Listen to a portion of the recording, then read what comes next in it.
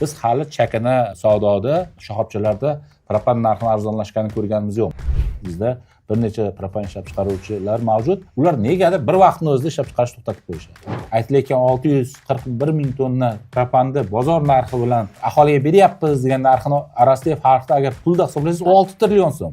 Bu qanchalik korrupsion bir jozibadorligini o'ziga tasavvur qilaveringda. 2 yil ichida Neftegazni o'zini bergan raqamlari bo'yicha qazib chiqarish 88 million kubdan kunlik 66 million kubga tushib qolgan. O'zbek Neftegazni yangi rahbariyatini qo'yayotgan vazifalari so'zda juda chiroyli, lekin amalda qanday bo'ladi men rosti bilmayman. Biz o'zi nasiya savdoni obyekti nima ekanligiga aniqlik kiritib olishimiz kerak-da. Uylar bo'lib to'lashga berilmaydi. Avtomobillar bo'lib to'lashga berilmaydi hech bo'lmasa. Uni instrumentlari mavjud, lekin u boshqa instrumentlar, boshqa vositalar. Axborot berilmaganligi oqibatida iste'molchi aldanadi. Iste'molchi mahsulotga egalik qilishga moyil. Hozir olib ket iPhone'ni. Hozir olib ket xolodilnikni. Albatta iste'molchi hozir foydalanishni istaydi. Shu xohishlari suiiste'mol qilinadi-da.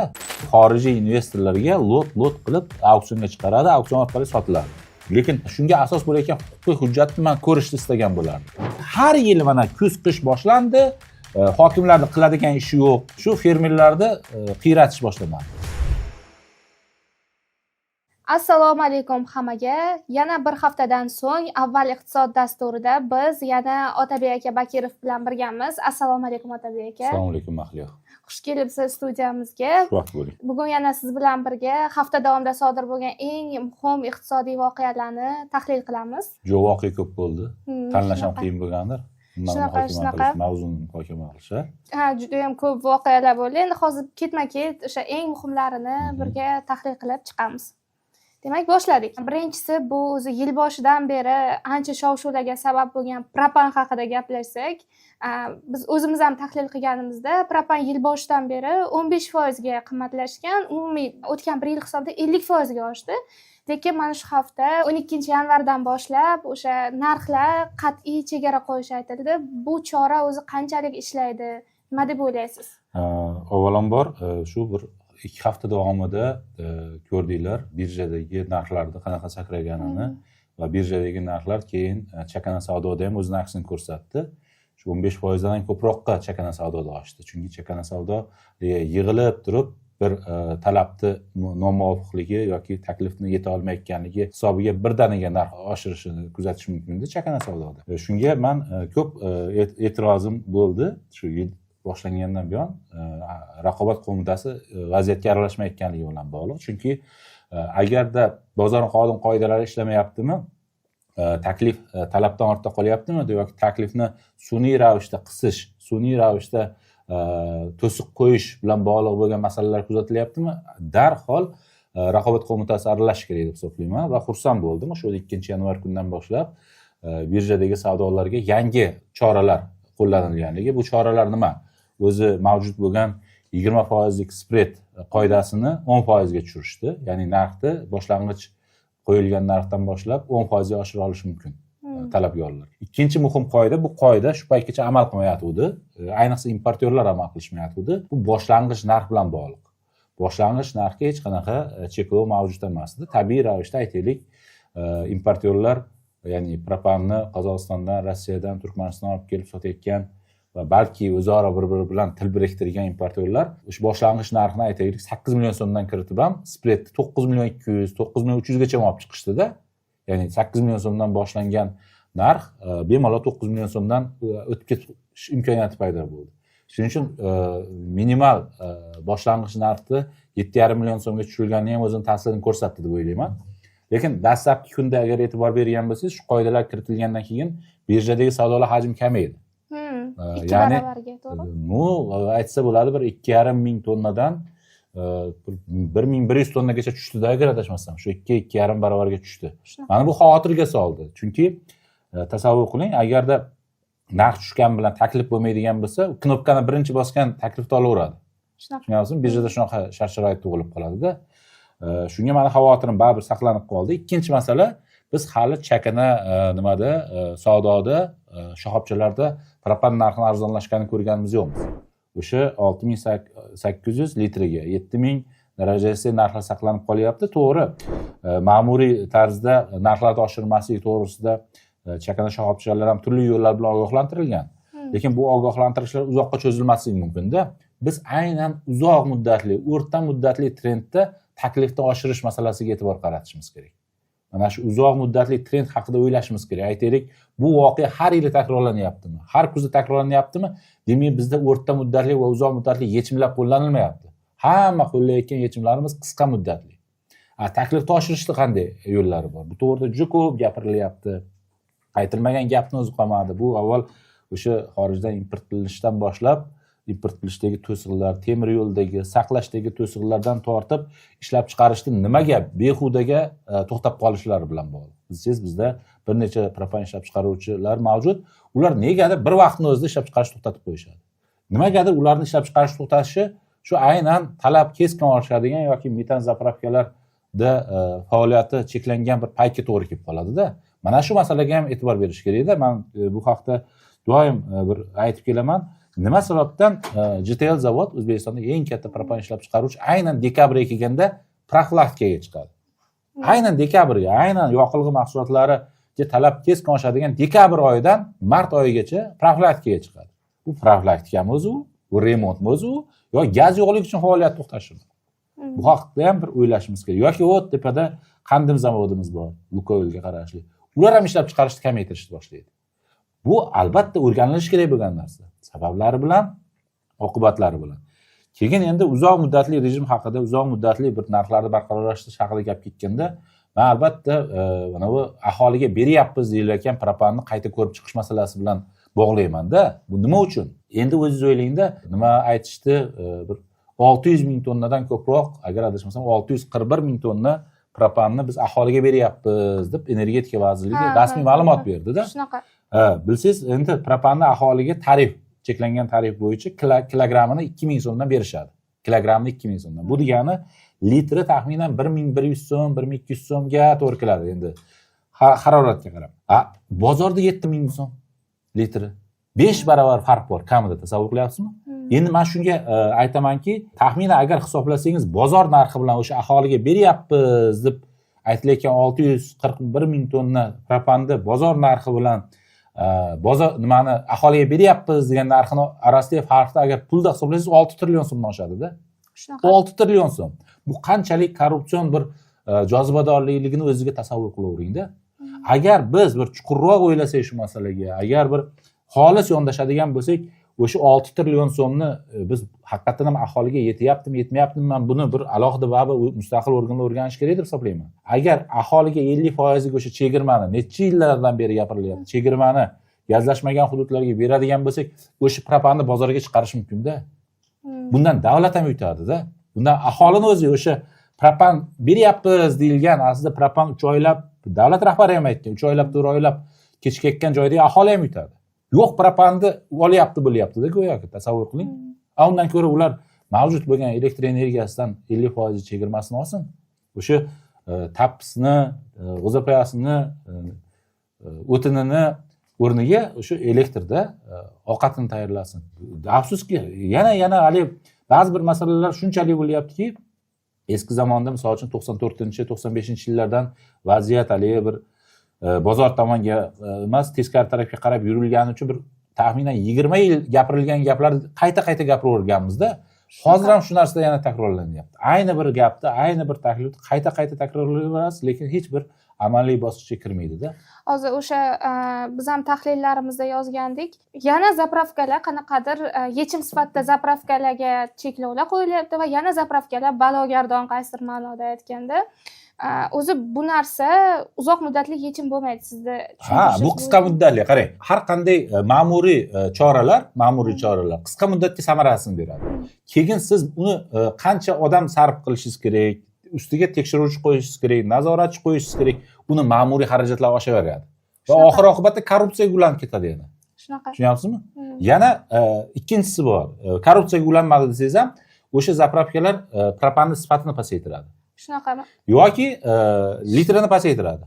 Men doim takrorlaydigan narsa shrinkflyatsiya boshqa. Shrinkflyatsiya demoqchiman. Shu narsa haqida ham to'xtalib o'tsak, ya'ni o'sha uzoq muddatli yechim sifatida nimani ko'rasiz aynan? Hozir aytdim, uzoq muddatli yechim sifatida men aholiga shu gazlashmagan hududlarda 50% chegirmani berish, Men hatto hisob kitob qilib ham yozdim. Bu taxminan 12 milliard kilovat soat aholiga imtiyozli narxlarda elektr berishga imkoniyat beradi. Pulda hisoblasa, tushunyapsizmi? O'zbekiston aholisi bir yilda 19 milliard kilovat soat elektr energiya ishlatadi. Tasavvur qiling, taxminan 70% aholiga biz 50% chegirma bera olishimiz mumkin. Agar o'sha aholiga berilyapti degan propanni o'rniga chegirma bersak. U propanni bozorga bersak. Bozor tartibga solib qo'yadi hammasini yana.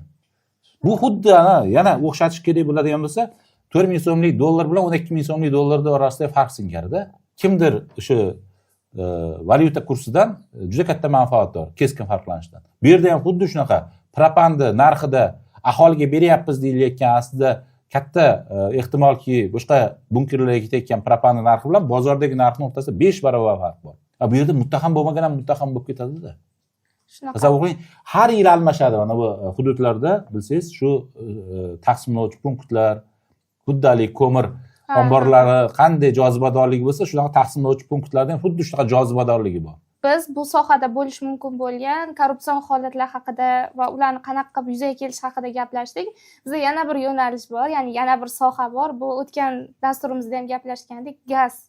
Ya'ni O'zbekneftgazni gaz ishlab chiqarish hajmi yildan yilga ko'payishning o'rniga kamayib boryapti va shu o'rinda Sanginov taqdimot bilan chiqdi. Biz o'sha korrupsion holatlarni kamayish uchun harakat qilamiz degan. Mana shu haqda ham bugun to'xtalib o'tsak. Yaxshi mavzu. Bu haqda ham juda ko'p gapirish mumkin. Hamma gap shundaki, 2024-yilda bular taqdimot qilishganda 88 million kubga kunlik qazib chiqarishdi. Million kubga qo'ygan vazifasi bo'lgan, rejasi, agar yillik rejani hisob qilib olsa, lekin 76 million kubga tushib qolgan. Ya'ni lekin buni o'sish o'rniga kamaygan qazib olish hajmini biz 76 million kubga yetkazdik tarzda berishganda.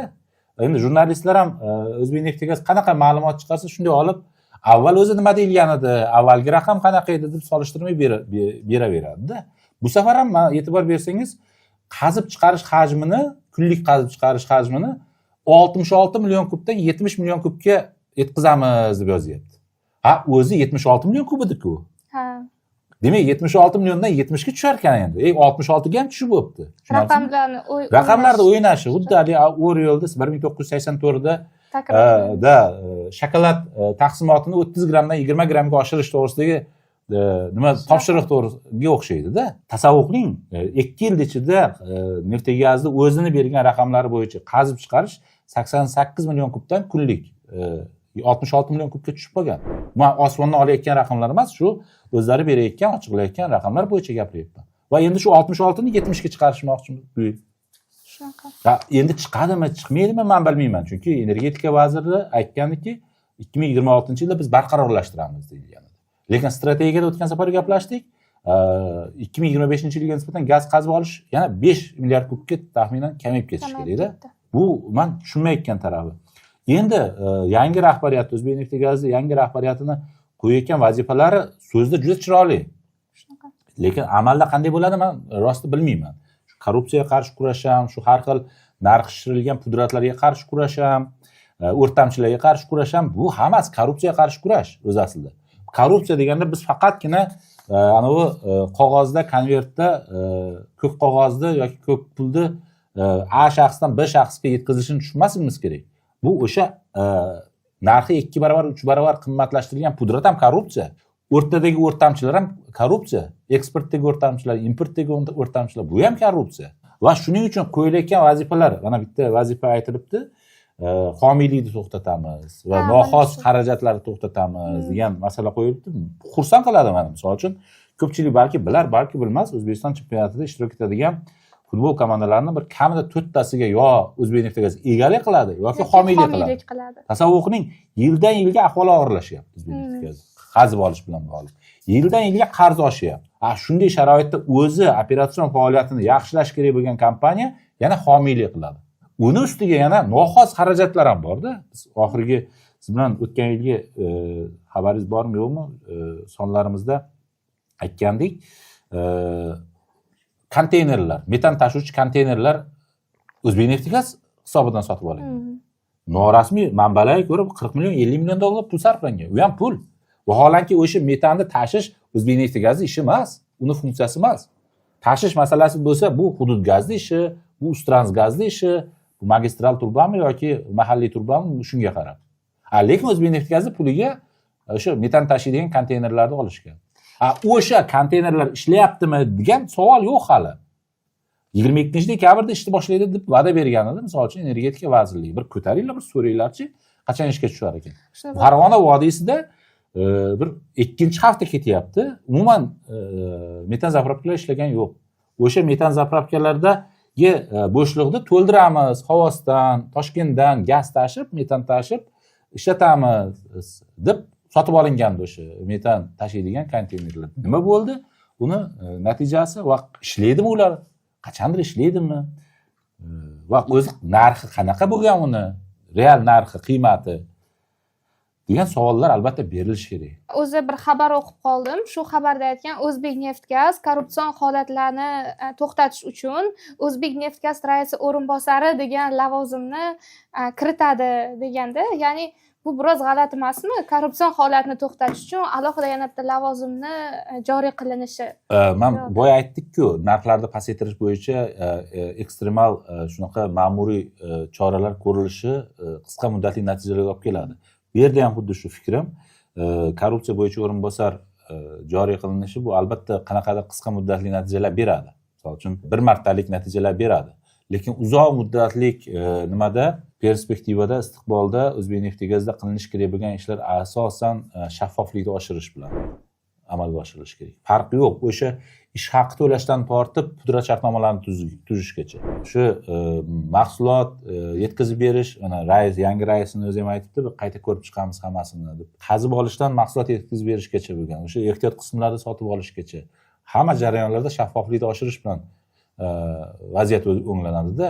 Ko'tardik-ku bir avvalgi sonlarimizda.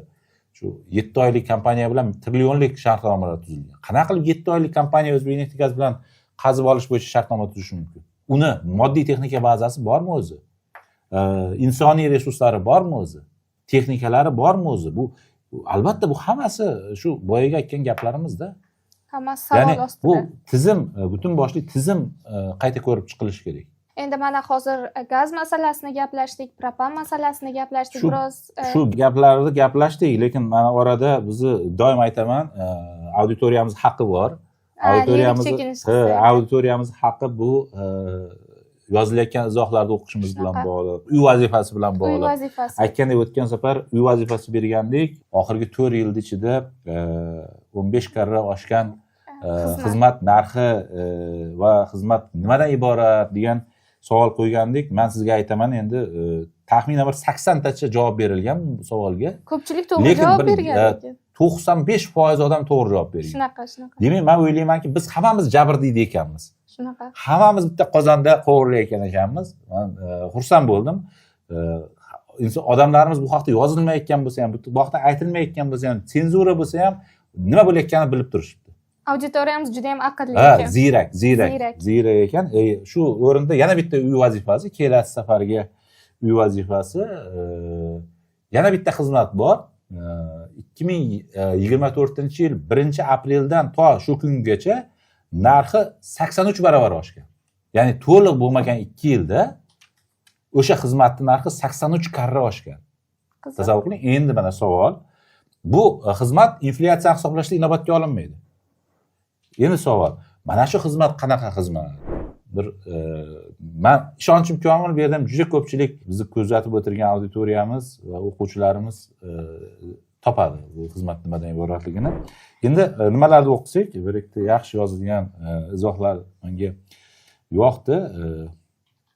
Beko Maqsudov degan mushtarimiz yozyapti. Energetika so'zini eshitish biz o'zbeklarga go'yoki inflyatsiya yoki korrupsiya yoki shunga o'xshagan yomon ma'noli so'zdek eshitiladigan bo'lib qoldi deb yozyapti. Shunaqa. Tasavvur qiling, energetika desangiz, yonida boshqa sifat ham turibdi-da. Aytib to'xtata olmayapmiz biz muammolarni. Mana hozir meni xavotirga solayotgan narsa, payshanba jumadan boshlab harorat keskin soviydi. Xavotirga soladigan narsa birinchi navbatda chiroqni o'chish bo'ladi. Mayli, haydovchilarimizga viloyatlarda mana metan zapravkalarda kunlab navbatda turgan nechidir haftaki metan zapravka ishga tushishini kutayotganlarda ham bu muammosidir. Ular uchun metan muammosidir. Lekin mana shu harorat sal sovudimi chiroqni o'chishi tashvish soladida. Tashvish bilan kutadi odamlar. Shunaqa bo'lib qoldiki, butun dunyoda aytaylik qish payti ham xuddi boshqa fasllar payti singari bir odam yashaydigan paytda, bizda shu bir muammo kutiladigan payt, hadik bilan o'tkaziladigan payt, qish payti shunaqa bo'lib qo'ygan. Ba'zi joylarda bu allaqachon odatga ham aylangan. Qanaqadir chiroq kelsa endi odamlar hayron qoladigan hududlar ham bor O'zbekistonda. Shunaqa bir luqma tashabdi Alek Ismoilov degan o'quvchimiz, mushtariymiz o'tgan safar strategiyalar haqida, muddatdan avval bajarilgan strategiyalar haqida aytgandik-ku, gapirgandik. Shuni nazarda tutib, menimcha rejalarni bajarib qo'yibmiz-da, lekin nimagadir hayotimizda sezilmayapti deb luqma tashabdi. Gaplaringizga albatta qo'shilaman. Rejalarda bajarilishi bir yo'l. Ikkinchi tarafi bu bizni hayotimizda albatta aks etishi kerak. Bu nima bilan izohlanadi? Bitta so'z bilan aytsak, inkluzivlik bilan izohlanadi. Ya'ni O'zbekistonda shu iqtisodiy o'sishi, daromadlarning o'sishi har bitta o'zbekistonlik hayotida aks etishi kerak. Qornida, cho'ntagida aks etishi kerak, tashqi ko'rinishda aks etishi kerak. Mana shunda inklyuziv iqtisodiy o'sish bo'lyapti deb aytsak bo'ladi-da. Xuddi qarzli hayotimizda har doim ko'rinib turgandek. Bu aytganimki, iqtisodiy o'sish ayrim mamlakatlarda yuqori iqtisodiy o'sishi barcha qatlamlarni qamrab olmaydi-da. Natijada ijtimoiy tengsizlik yuzaga keladi. Bizdagi iqtisodiy o'sishni men doim istaydigan narsa mana shu Toshkentda boylar, millionerlar yashaydigan mahalladan tortib, o'sha Surxondaryoda Angori, Andijonda Marhamati, Qoraqalpog'istonda Shumanayigacha bo'lgan vatandoshlarimiz hayotida aks etishi kerak-da.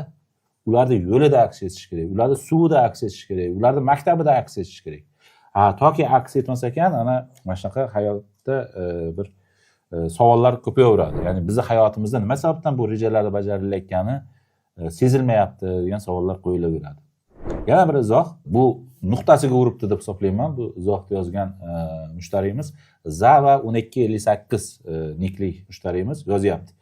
Tashqi qarz qo'rqinchli emas, maqsadsiz loyihalarga qarz olish qo'rqinchli deb yozyapti. Nuqtasiga o'tibdi. Haqiqatan ham bizni necha yillardan beri gapirib kelayotganimiz va xavotirlarimiz ayni shu bilan. Biz qarz olib, bir maqsadli, samarali loyihalarga sarflanishi, ijtimoiy loyihalarga, infratuzilmaga sarflanishini hech qachon men tanqid qilmaganman. Bu muvozanatli, balanslashgan holatda qarz olib, bu qarzlarni maqsadli ishlatilishi hamisha kerak. Har bir davlatda kerak, har bir fuqaroga kerak. Lekin aynan o'sha olinayotgan qarzlarni juda katta qismi, balki ayrim sohalarda, masalan, energetikada, ma'lum bir qismi infratuzilmalar bilan bog'liq loyihalarda maqsadsiz sarflanayotganligi savol ostida-da. Mana ko'rib borasizmi yoki yo'qmi? Britaniyada gashtag degan nimamiz bor. Ko'p kuzatasiz. Shu Britaniyadagi vatandoshlarimiz muhokama qilib qoladi. Men misol uchun fikrlarimga e'tiroz ham bildirishadi ko'p. Bu ham yaxshi. O'sha yerda ham ko'p aytiladi-da, mana gazetaga bergan intervyusida ham Odilbek Saqov to'g'ri aytibdi. Qarz bilan qarz farqi bor-da. Shunaqa. O'sha agar hisobdorlik bo'lganda edi, hisobotlar berib borilganda edi, kommunikatsiya bo'lganda edi, vaziyat boshqacharoq ham bo'lgan bo'lardi. Shu biz aytaylik samarasiz sarflanyapti deb aytayotgan yo'nalishlarda. Shartli ravishda JTL zavodlar haqida gapiryapman-da.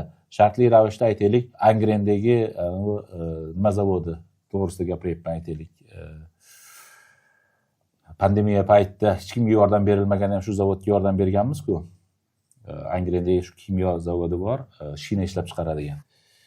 Shunga o'xshagan loyihalarga sarflanayotgan mablag'larga har bir o'zbekistonlik savol qo'yishga haqli-da. Mana shu masalalar haqida gap ketyapti. Ma'lumotlar shaffofligi, ochiqligi masalasi ham Juda, bor. Bizda ko'p ma'lumotlar baribir yo'q. Qonun bo'yicha yana shu qonunga qaytsak, har chorakda hisobot berilishi kerak. Lekin biz ko'rmayapmiz shu hisobot berilayotganini. Biz ham ko'rmayapmiz. Siz ham ko'rmayapsizmi? Biz ham ko'rmayapmiz. Men juda ham hurmat qilaman. To'g'ri yozgan, savodli yozgan va xatosiz yozgan mushtariylarimizni juda hurmat qilaman. Misol uchun o'zini fikrini qisqa va lo'nda ifodalay olgan mushtariylarimiz bir 10 karra hurmat qilaman. Shuning uchun izohlar yozganda albatta bir e'tibor beringlar. Bu sizni nimangiz ham, kayfiyatingizni ham ifodalaydi. Sizni insoniy o'sha paytdagi holatingizni ham ifodalaydi. Endi yana tahlillarga qaytsak, demak, qaytamiz. O'zbekistonda bir juda ham odamlar orasida ommalashgan bu savdo turi bor. nasiya savdo haqida gaplashsak endi o'tgan safar ham ozroq to'xtalib o'tgandik. Mana shu haftada nasiya savdo bo'yicha Markaziy bank alohida qonun tayyorlashni bir rejalashtirayotganini aytdi.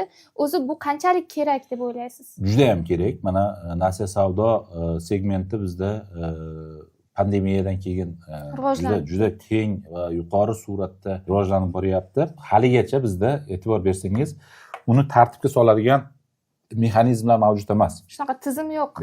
Ya'ni ko'p mamlakatlarda shunaqa qarash bor. Menimcha O'zbekistonda ham boshida shunaqa qarash bo'lgan.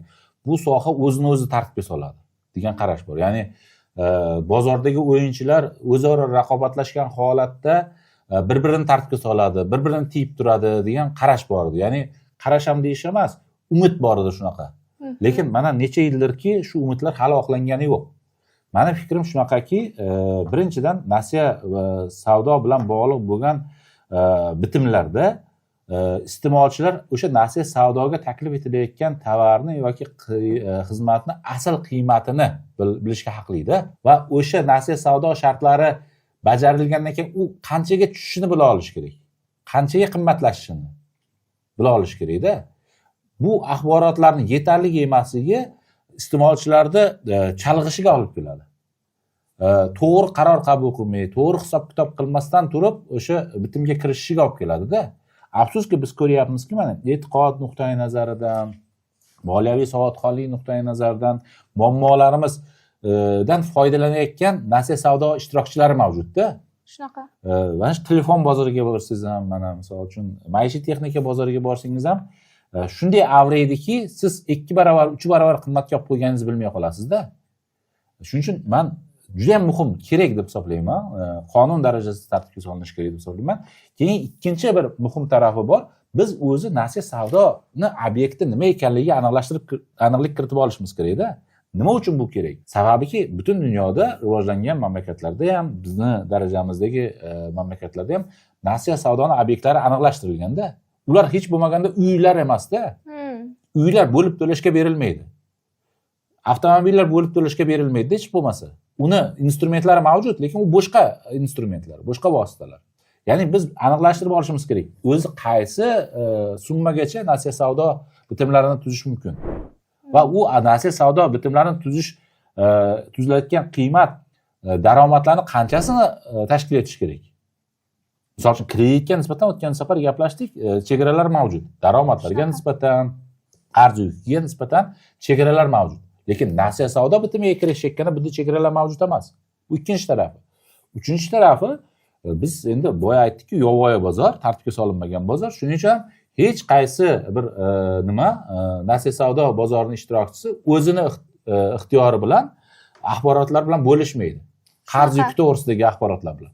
Tabiiyki, tasavvur qiling, siz agar mikromoliya tashkiloti bo'lsangiz, bank bo'ladigan bo'lsangiz, sizni oldingizga kelayotgan mijozni ko'chada qancha qarz borligini bilmaysiz. Nasiya savdodan qancha qarz borligini bilmaysiz. Siz bilmay turib uni moliyalashtirasiz yana. Tabiiyki, siz bergan qarz ham yana qaytmasligi mumkin. Va ehtimolki siz beradigan qarz u qarzni yopishga ketar. Shuning uchun men juda ham kerakli qadam deb hisoblayman va buni keyinga qoldirmaslik kerak. Qonunni iloji boricha qancha tez bo'lsa shuncha yaxshi bo'lardi, tezroq ishlab chiqsak. Ikkinchisi, qonun bilan bog'liq masala. Bu yerda nasiya savdo nafaqat nasiya savdo bozori ishtirokchilarining, ya'ni sotuvchilarning, moliya muassasalarining, iste'molchilarning manfaatlari ko'proq inobatga olinishi kerak. Keyin mana o'sha Markaziy bank sharhida o'shanda aytilgan, keyingi bosqichda o'sha qarz yuki masalasi, ya'ni qarz oluvchilarni qarz yukini hisobga olishga endi majbur qilamiz degan narsa ham bo'lganda, bu qanchalik o'zi mana shu narsa samara berishi mumkin, ya'ni iste'molchilarni qarzlarini ham hisobga olish. Shu qarzlar emas, nasiya savdo bilan bog'liq, bo'lib to'lash bilan bog'liq bo'lgan qarz yukini. Chunki siz agar bu qarz yuki bo'yicha ma'lumotlarni olmasangiz, hisoblamasa shu nasiya savdo asosida mahsulotini sotayotgan, xizmat ko'rsatayotganlar boshqa kreditorlarda foydasiga ishlamayapti-da, ziyoniga ishlayapti, tushunyapsizmi? Boshqalar bundan xabardor bo'lmayapti. Hozirgina aytdim-ku, sizni aytaylik tijorat banki bo'lsangiz, mikromoliya tashkiloti bo'lsangiz, lizing tashkiloti bo'ladigan bo'lsangiz, sizni oldingizga kirayotgan mijozni ko'chada qancha qarz borligini bilmasdan u bilan qarz munosabatiga kirishyapsiz. Bu hozir aytganimdek siz berishingiz mumkin bo'lgan qarzni ham qaytmasligi ehtimolini oshirib tashlaydi. Odamlar Ya'ni boyaga aytgandaqa zanjir kuchayib ketib qoladi. Eng yomoni mana shu nasiya savdo, meni xavotirim aytayin. Nasiya savdo bozorining tartibga solinmaganligi qarz yuki bilan bog'liq muammolarni tijorat banklariga yuqtiradi. Mikromoliya tashkilotlariga yuqtiradi. Ularning aktivlarining sifati yana ham pasayadi. Mikromoliya tashkilotlarining aktivlarining sifati yana ham pasayadi. Mana shu tarafda muammolar jamlanishni boshlaydi. Biz hali uni ko'ra olayotganimiz yo'qmiz-da. Chunki bu holatlar bor xolos. Qarz nasiya savdo bilan bog'liq bo'lgan bozorimiz qancha o'zi? Yillik hajmda 1 milliard dollarmi, 10 milliard dollarmi? Biz hali tasavvurimiz ham yo'q. Bu holatlar bor. Lekin bu holatlar bor. Falon ishtirokchilar bor deb hisoblaymiz. Nomini aytmaylik. Uston ishtirokchilar bor deymiz. Lekin nasiya savdo bilan faqatgina u o'zini brendiga ega bo'lgan kompaniyalar emas, boshqa shu mahsulot sotuvchi, tovar sotuvchi do'konlarning o'zi ham, umuman yashirin iqtisodiyotni vakillari ham shug'ullanib yotibdi. Mana hozir nima bo'yicha yursangiz, katta xalqi bo'yicha yursangiz, har 200-500 metrda bo'lib to'lash shartlarida avtomobil sotayotganlarni ko'rasiz. O'zi umuman odamlarda qanaqadir bir tushuncha shakllangan, nasiyaga olsam arzonga tushadi, tez-tez to'lab qutulib olaman degan narsa. Lekin bu 2-3 barobar qimmatga tushishi nima uchun? Chunki nasiya savdoga sotilayotganda, bitimga kirishilayotganda uni dastlabki narxi bilan yakuniy narxi, pirovard shu bitim tugagandan keyingi narxi to'g'risida axborot berilmaydi-da. Bu ham axborot yopiqligi bilan bog'liq. O'sha axborot berilmaganligi oqibatida iste'molchi aldanadi. Iste'molchi baribir moyil, mahsulotga egalik qilishga moyil. Shu xohishlari suiiste'mol qilinadi-da. Ya'ni hozir olib ket iPhone'ni. Hozir olib ket televizorni. Hozir olib ket xolodilnikni. Albatta iste'molchi hozir foydalanishni istaydi. Lekin o'ylamaydiki, bunga qancha daromadining qismi ketib qoladi. 2-3 barobar ham ko'proq to'lash mumkin. Misol uchun boshqa vositalar, alternativ vositalar arzon tushishi to'g'risida fikr qilmaydi-da. Bizda yana bir hafta davomida shov-shuv bo'lgan, lekin juda ham ko'p joylarda unaqa ko'p yoritilmagan bir mavzu bor. Bu fermerlar masalasi, Xovosda fermerlarning yer joylarini tortib olinish masalasi. Ko'p murojaatlar kelganini eshitdik, lekin unaqa ko'p joyda yoritilmadi bu mavzu. Nimaga deb o'ylaysiz shu yoritilmasligi? Nima uchun yoritilmayapti? Balki senzura masalasi bordir. Kim misol uchun fermerlar bilan bog'liq bo'lgan, ularning yerlarini olib qo'yish bilan bog'liq bo'lgan masalalarni yoritmadi, kim topshiriq beradi? O'sha topshiriq borligi uchun yoritilmayaptimi yoki bizni ommaviy axborot vositalarida ichki senzura borligi uchun yoritilmayaptimi? Nimada muammo deb o'ylaysiz? Men ham sizga savol beray. Balki ikkalasida ham bo'lishi mumkin. Ikkisi ham bo'lishi mumkin. Ikkisi ham bo'lishi mumkin. Ichki senzura ham kuchli, tashqi senzura ham bo'lishi mumkin. Shu masala haqida ham bugun ozroq to'xtalib o'tsak, o'zi ular shu masala haqida ham ozroq to'xtalib o'tsak, o'zi nega ulardan yerlar tortib olinyapti? Birinchisi aytadigan bo'lsam, o'sha asos hujjat menga juda ham qiziq. Fermerlarning og'zidan eshitganim aytaman. Qanaqadir yopiq qaror bor ekan. U yopiq qarorga asoslanilyapti. O'sha hokimlar yig'ilish o'tkazib, yeringni topshirasan degan yig'ilishlarda Andijondan tortib Sirdaryogacha o'sha yopiq qarorga asos keltirilyapti. Shu yeringni direksiyaga topshirasan, direksiya keyin shu xorijiy investorlarga lot qilib auksionga chiqaradi, auksion orqali sotiladi. Va bu yog'i mayli, lekin shu huquqiy hujjatni, shunga asos bo'layotgan huquqiy hujjatni men ko'rishni istagan bo'lardim. Bu qanaqa hujjatki, bizni konstitutsiyamizni, mulk huquqiy konstitutsiya bilan kafolatlangan, yer to'g'risidagi qonunlarimizni, fermer xo'jaliklari to'g'risidagi qonunlarimizni oyoq osti qilib tashlay oladi. Qaysi asoslarga ko'ra fermer xo'jaligini bugun chaqirib maydisga katta zalga 200-300 ta fermerni chaqirib turib qo'lidan ariza olishga qaysi qonunlarimiz yo'l beradi? Bo'lsa ko'rsatish kerak-da shuni. Tushunyapsizmi? Sani qarzing bor ekan, sen kam hosil olibsan degan vajlar yetarli emas yerda olib qo'yish uchun. Chunki u fermer xo'jaliklari 25 yilgadir, 49 yilgadir shartnomasi bor qo'lida. U ko'rsatilayotgan vajlar yetarli emas. Shuning uchun men bu yerda bu masalada birinchi ko'rmoqchi bo'lgan narsam qaysi hujjatga asoslanilayotganligi. Mana sizlardan men so'rayman. Qishloq xo'jaligi vazirligiga so'rov jo'natinglar. Qaysi hujjat asosida bu yerlarda fermer xo'jaliklarini o'z inon ixtiyoriga ko'ra topshirishga majbur qilishyapti? Asosi qani? Asosi. Ikkinchisi, bu masalaga fermerlarni himoya qilish kerak bo'lgan tashkilotlarni yana befarq bo'lib turgani meni juda qattiq ranjitadi. fermer xo'jaliklarini ustidan non yeydigan bizda Respublika fermerlar uyushmasi bor. Fermerlar jabrdiyda bo'lib turibdi bu yerda, ular jim yana. Mayli ommaviy axborot vositalari senzurasi bordir jim turishiga. Nima sababdan fermerlar uyushmasi jim? O'shlarda a'zolik badali hisobidan tirikchilik qilishadi, mashina minishadi, kabinetda o'tirishadi. Eng yomonini aytaymi? Eng yomoni ayrim hududlarda o'sha fermerlar uyushmasi xulosa yozib bergan, bularni yerni olib qo'yish mumkin deb. Va uchinchi meni xavotirga solayotgan narsa, O'zbekistonda qaysi sohada zaif va himoyasi yo'q qatlam bo'lsa, shularni bir azoblash, shularni huquqini buzish normaga aylanib qolyapti. Bularning orqasida himoyat yo'q ekan, bularni baribir nima qilsak shuni aytganimizni qildira olar ekanmiz deyishni bir chegarasi ham bor-da. Mayli bir bu haqda gapirish mumkin emasdi, bu haqda e'tibor beryapsizmi? Gapirish mumkin emasligi uchun ham bechora fermerlar har xil ovozlarga chiqib, xorijiy ovozlarga chiqib shikoyat qilyapti. Shunaqa. Yomon tarafi ham bu, shu tarafi, tushunyapsizmi? Biz o'zimiz muammoni hal qilmayapmiz-da, bu masala xorijiy ovozlarga chiqyapti. Eng qizig'i bu fermerlar bilan bog'liq birinchi ham, oxirgi ham vaziyat emas. Har yil mana kuz-qish boshlandi, hokimlarning qiladigan ishi yo'q, boshlandimi? Shu fermerlarni qiyratish boshlanadi. Biror bir yilda hali men ko'rmadim-da, mana shu yilda fermerlarga tegishmadi, fermerlar bir yaxshi ishladi deb ko'rmadim hali. Endi masalani ana yakuniy pirovard qismiga o'tamiz. Xo'p, o'sha fermerlardan qonuniy, noqonuniy zug'um bilan yerni oldik deylik. Ularda kimlarga berishmoqchi? Xitoyliklarga adashmasam, to'g'rimi? Ha, shunday deyishmoqda. Endi men bilmayman, endi aytilayotgan xabarlarda asosan shu da'vogarlar sifatida xitoyliklar ko'rsatilyapti. Qanday ko'rinishda? O'sha lotlarni shunday shakllantirishyaptiki, u lotlarni mahalliy investorlar ola olmaydigan qilib shakllantirishyapti. Katta lotlar shakllantirishyapti. 2000 gektar, 1000 gektarlik lotlar shakllantirishyapti. Tabiiyki unga biz mahalliy investorlar endi xohlaysizmi-yo'qmi ishlab chiqarishga pulini tikib qo'ygan, ularning puli aylanma mablag'lari jarayonda raqobat qila olmaydi. Ya'ni lotlar shunday shakllantirilyaptiki, nimadan o'sha hokimlar kelishib qo'ygan investorlardan, xorijiy investorlardan boshqalar unga da'vogarlik qila olmaydi. Lekin eng qizig'i o'sha investorlarga beriladigan imkoniyatlar agar fermerlarga berilsa, ular undan ham yaxshiroq men bunga ishonchim komil. Mana Namanganga tashrif paytida bir fermerimiz aytdi-ku davlat rahbariga. To'g'risini aytish kerak. 60 sentner olib bir prezidentga maqtanaman degan fikrim bor edi-da. Shunda endi nima desang, o'zi boshqa fermerlar ham qattiq ishlar ekan, 65, 70 qilganlar bo'lib qoldi. Endi 125 gektar yerda eng ilg'or texnologiyada tomchilash usulida paxta ekilgan.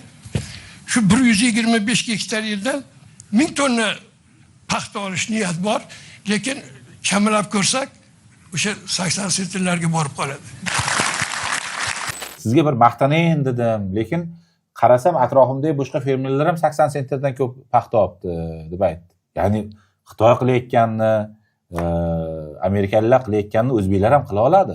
Undan ham yaxshi qila oladi. Tasavvur qiling, o'sha Xitoyliklarga berayotgan erkinlikni, o'sha Amerikaliklarga berilayotgan erkinlikni o'zbek dehqoniga erkinlik bersangiz, ular nima natijalar ko'rsatadi? Imkoniyat emas, shunda ham erkinlik. Ha, erkinlik. Mana men aytibman, mana shu bizni hokimlarimiz joylarda o'zlariga juda bir yoqimtoy bo'lgan xitoyliklarga berayotgan munosabatini bizni fermerlarga ham qilsin.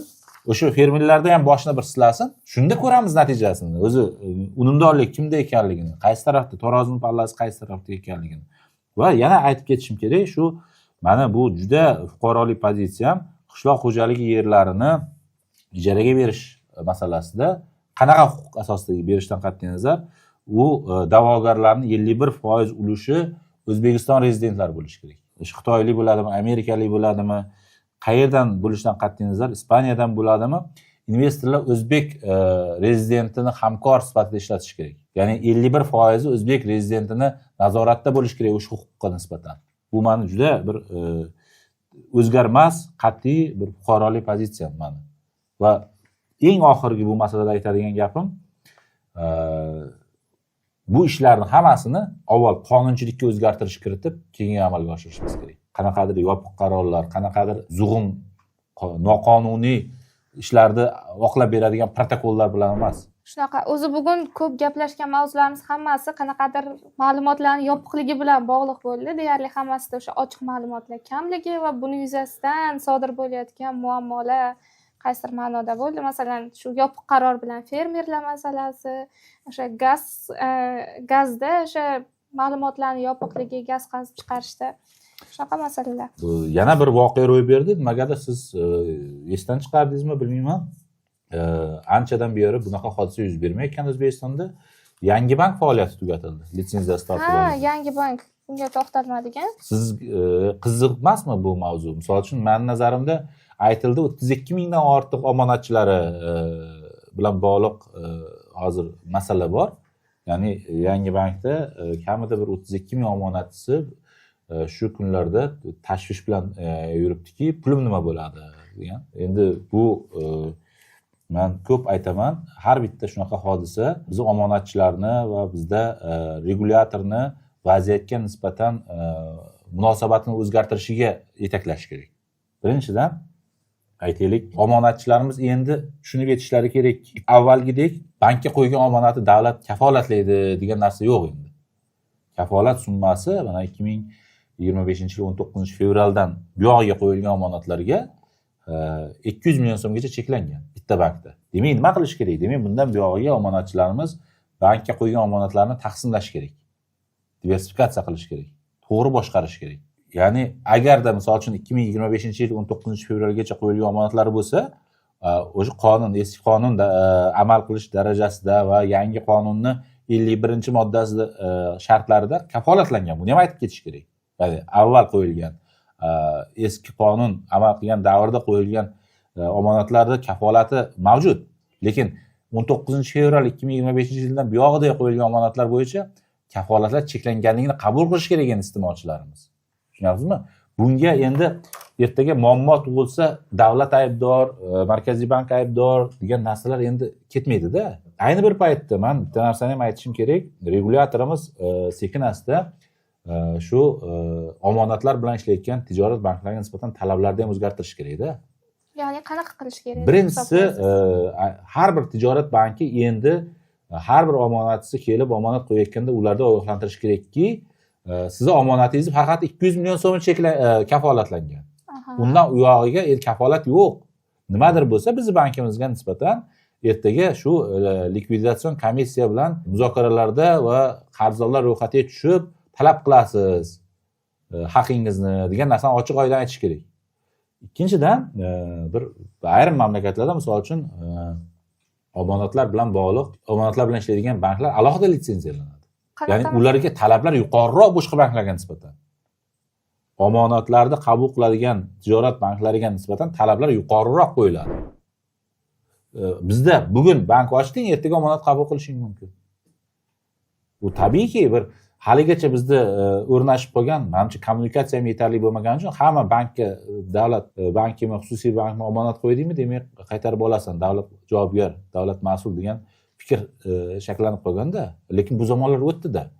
Uchinchisi, tijorat banklari agarda o'zlarini omonatchilar haqida qayg'urar ekan, force major holatlarda ularda himoyasi haqida o'ylar ekan, o'sha 200 million so'mdan oshiq qismini sug'urtalash haqida mahsulotlar paydo bo'lishi kerak. Mana 200 milliondan oshiq qismini qaytara olmadimi? Misol uchun bank. Qaysidir sug'urta kompaniyasi sug'urtalangan sizni ortiqcha omonatingiz, 200 million so'mdan ko'p omonatingiz. Sug'urta kompaniyasi javob beradi agar qaytmay qoladigan bo'lsa degan mahsulotlar paydo bo'lishi kerak. Mana 1 yil o'tdi, lekin bozorimizda hali bunaqa mahsulotlar paydo bo'lgani yo'q. Shuning uchun men o'ylayman, bu ikki tomonlama ishda, ikki tomonlama harakat. Ya'ni omonatchilarimiz ham o'zgarish kerak. Banklarimiz ham o'zgarishi kerak. Qaysidir ma'noda signal bo'ldi deya olamizmi o'sha omonatchilar? Ha, har qanday shok holat nafaqat kayfiyatga ta'sir ko'rsatadi, xatti-harakatlarga ham ta'sir ko'rsatadi. O'ylabroq ish tutiladi. Shu paytgacha endi holimiz yo'qmi O'zbekistonni shu agar 2008-yilda barcha omonatlar kafolatlanadigan qonun-qoidalar kuchga kirgan bo'lsa, ya'ni summasidan qat'iy nazar hamma omonatlar kafolatlanadigan qonun-qoida kuchga kirib 25-yil fevralgacha nechta bank yopilgan bo'lsa, o'sha banklardagi omonatlar tiyin-tiyinigacha qaytarilganda, omonatchilarni aytyapman men. Ya'ni jismoniy shaxs omonatchilar. Tiyin-tiyinigacha qaytarilganda, Shunga bizni juda ko'p omonachilarimiz ko'nikma hosil qilib bo'lgan, kafolat nuqtai nazaridan. Endi yangi qoidalarga ko'nikma yaratish bo'yicha ko'proq ishlash kerak bo'ladi. Buni qanaqa qilsak bo'ladi? Odamlarga tushuntirib yetkazib berishda. Kommunikatsiya, gaplashish, diversifikatsiya qilish haqida chaqiriqlar kerak, tushuntirishlar kerak, tahlillar kerak. Tahlillar qaysi ma'noda? Falon bankka omonat qo'ymagan, Pustonchi bankka omonat qo'ying tarzida emas. Falon bankning kapitali shuncha, omonati shuncha, majburiyatlari shuncha, uning ichida omonatlar shuncha degan axborotlarni berilishi ham ziyrak. Biz aytyapmiz-ku, eng qatlam agar puli bor odamlar haqida gapiradigan bo'lsak, ular agar ularga axborot bersangiz, ular ziyrak, ular o'zlari topib oladi qaysi bank mustahkam, qaysi bank mustahkam emasligi to'g'risidagi axborotlarni o'zlari anglay oladi. Shu meni fikrim. Endi o'ylaymanki, shu bo'lib o'tgan voqealardan keyin omonat bozorida, umuman bank bozorida bir sifat o'zgarishlari davom etadi. Yaxshi tomonga davom etadi. O'ylamang, yana pessimistik qarayapti vaziyatni rivojlanishiga deb men o'ylayman va bunga ishonchim komil. Vaziyat yaxshi tarafga qarab o'zgaradi. Banklar tarafida ham, iste'molchi tarafida ham. Chunki bu yaxshi shok bo'ldi. Bu signal bo'ldi qanaqadir omonatchilar uchun ham, banklar uchun ham. Banklar uchun ham. Banklar ham endi yopilmaydigan bank yo'q ekan degan fikrni inobatga olishlari kerak-da. Shunaqa. Endi bizda shunaqa tushuncha bor-da ayrim banklarda, benefitsiarlarda. Men falonchiman, mani bankim yopilmaydi degan tushunchalar ham yo'q emasda. Lozim darajada xatarlarni his qilmagan, kreditorlarning manfaatlarini, omonatchilarning manfaatlarini ikkinchi darajali deb bilgan banklar albatta shu kunga kelib qoladi. Hafta davomida yana bir yaxshi voqelik boshlandi. Bu aholini ro'yxatga olish bilan bog'liq. Siz ro'yxatga oldingizmi o'zingiz? Onlayn ko'rinishda? Oxirigacha to'ldira olmadim. Nimaga? Lekin savollar juda ham ko'p ekan, juda ham ko'p vaholar ekan bu narsa. Hali oxirigacha yetib bormadim. Siz hali tanishib chiqmadingiz oxirigacha? Yo, tanishib chiqdim. O'rtadagi qismiga kelib to'xtab qoldim. Ha, men aytmoqchi bo'lganim, shu fuqarolarimiz faol qatnashishi kerak. Butunni qismi ekanligimizni ko'rsatishimiz kerak-da. Shunaqa. Ya'ni biz ko'p ekanligimizni, biz sifatli ekanligimizni, sonimiz katta ekanligi, bularni albatta biz qayd etib, bir nimaga tushirib qo'yishimiz kerak, axborotga tushirib qo'yishimiz kerak. Men tilak aytdim, shu nimani onlayn ro'yxatdan o'tdim. Ro'yxatdan o'tganda o'zimga o'zim tilak aytdim. Keyingi shu 10 yillikda, balki 5 yillikda bo'lar, bilmayman. Endi O'zbekiston avvalgi O'zbekiston emas, u o'zgaryapti. Shu ro'yxatda olishlarga ham yetib boraylik. Shunaqa niyat qildim, shunaqa reja qildim o'zimga. Bu o'zi 37 yildan beri kechikyapti. 89-yilda bo'lgan. Men bola edim. Oxirgi marta aholi ro'yxati o'tkazilgan paytda men bola edim. Shu uyimizga kelganda aholi ro'yxatidan o'tkazish uchun shu o'qituvchilar, pochtalyonlar xizmatdan foydalanilardi. O'sha qog'oz to'ldirilardi. Qog'ozda 89-yil fevral oyida o'tkazilgan oxirgi marta. Bu mustaqil O'zbekiston tarixida birinchi marta. Mustaqil O'zbekiston tarixida birinchi marta. Bunda hamma faol bo'lishi kerak. Ha, hamma faol bo'lishi kerak va qarangda, biz qancha ko'proq shu onlayn ro'yxatdan o'tishni yo'lga qo'ysak, xarajat shuncha kamroq bo'ladi. Shunaqa. Chunki onlayn ro'yxatdan o'tgandan keyin ana fevral oyida qolib ketganlarni uyma-uy yurib yana ro'yxatdan o'tkazish jarayoniga kamroq pul sarflanadi. Qaysidir ma'noda davlatga yordam bergan bo'ladi. Yo'q, o'zimizga ham yordam bergan bo'lamiz. Siz o'zingiz ham vaqtingizni kamroq sarflaysiz. Sababi ro'yxatga oluvchilar kelib uyingizdan birma-bir o'sha har bitta savolga javob olishiga ketadigan vaqt bilan o'zingiz o'qib javob berishingizga ketadigan vaqt farqi bor-da baribir. Shunaqa. Bunisi osonroq va arzonroq tushadi. Shunaqa sertifikatlari bilan maxsus beriladi. Bu ko'rgandirsiz mana tarmoqda ko'rdim. Ro'yxatdan o'tganlar, fuqarolarimiz, vatandoshlarimiz shu bo'lishyapti ham hatto o'sha QR kodli sertifikatlarni. Shunaqa. Oxirigacha men ham ro'yxatdan o'tib qo'yaman. Siz ham unutmang. Keyingi safar so'rayman men, keyingi ko'rsatuvimizda, keyingi sonda so'rayman, o'tdingiz, o'tmadingiz, so'rayman. Shunaqa. Sizga uy vazifasi. Rahmat. Keyingi haftada yana muhim iqtisodiy qarorlarni birgalikda tahlil qilganda ko'rishguncha, agar ko'rsatuv yoqqan bo'lsa, izohlarda fikrlaringizni yozib qoldiringlar. Uyga vazifamizni unutmanglar. Yoqqan bo'lsa, like bosishni unutmanglar. Sog' bo'linglar. Sog' bo'linglar, salomat bo'linglar.